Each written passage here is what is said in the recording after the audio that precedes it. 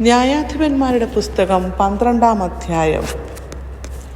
അനന്തരം എഫ്രൈമ്യർ ഒരുമിച്ചുകൂടി വടക്കോട്ട് ചെന്ന് യിഫ്താഹിനോട്, നീ അമ്മോന്യരോട് യുദ്ധം ചെയ്യുവാൻ പോയപ്പോൾ കൂടെ പോരേണ്ടതിന് ഞങ്ങളെ വിളിക്കാഞ്ഞത് എന്ത്? ഞങ്ങൾ നിന്നെ അകത്തിട്ട് വീട്ടിന് തീ വെച്ച് ചുട്ടുകളയും എന്ന് പറഞ്ഞു. യിഫ്താഹ് അവരോട്, എനിക്കും എൻ്റെ ജനത്തിനും അമ്മോന്യരോട് വലിയ കലഹമുണ്ടായി. ഞാൻ നിങ്ങളെ വിളിച്ചപ്പോൾ നിങ്ങൾ അവരുടെ കയ്യിൽ നിന്ന് എന്നെ രക്ഷിച്ചില്ല.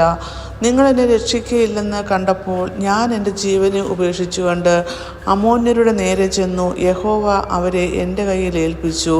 ഇങ്ങനെ ഇരിക്കെ നിങ്ങൾ എന്നോട് യുദ്ധം ചെയ്യുവാൻ ഇന്ന് എൻ്റെ നേരെ വരുന്നത് എന്ത് എന്ന് പറഞ്ഞു.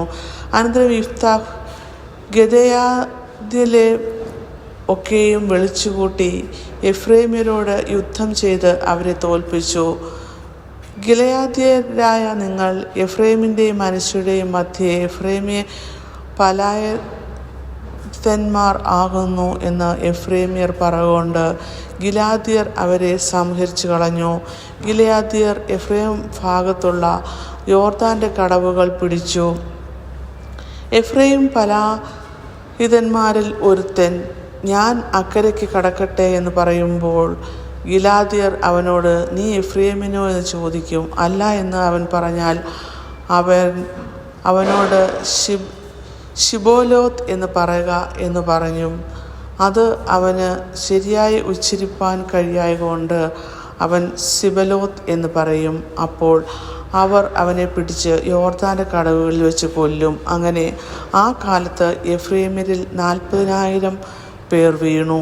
യിഫ്താഹ് ഇസ്രായേലിന് 6 സംവത്സരം ന്യായാധിപനായിരുന്നു. പിന്നെ ഗിലെയാദ്യനായ യിഫ്താഹ് മരിച്ചു. ഗിലെയാദി പട്ടണങ്ങളിൽ ഒന്നിൽ അവൻ എന്നെ അടക്കം ചെയ്തു.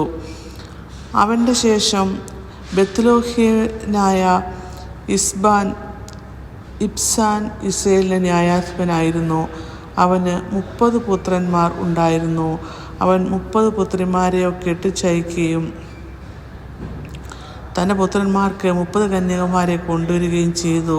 അവൻ ഇസ്രായേലിന് 7 സംവത്സരം ന്യായാധിപനായിരുന്നു. പിന്നെ ഇബ്സാൻ മരിച്ചു. ബെത്ലഹേമിൽ അവനെ അടക്കം ചെയ്തു. അവന് ശേഷം സെബൂല്യനായ ഏലോൻ ഇസ്രായേലിന് ന്യായാധിപനായി 10 സംവത്സരം ഇസ്രായേലിൽ ന്യായപാലനം ചെയ്തു. പിന്നെ സെബൂല്യനായ ഏലോൻ മരിച്ചു. അവനെ സെബൂല്യൻ നാട്ടിൽ അയലോനിൽ അടക്കം ചെയ്തു.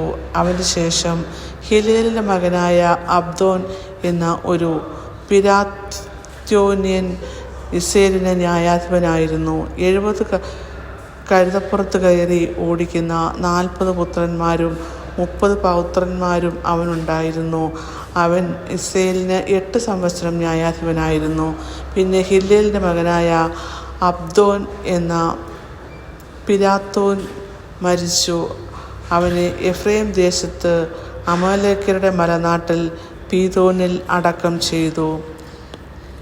ഇങ്ങനെ ന്യായാധിപന്മാരുടെ പുസ്തകം 12-ാം അധ്യായം അവസാനിക്കുന്നു.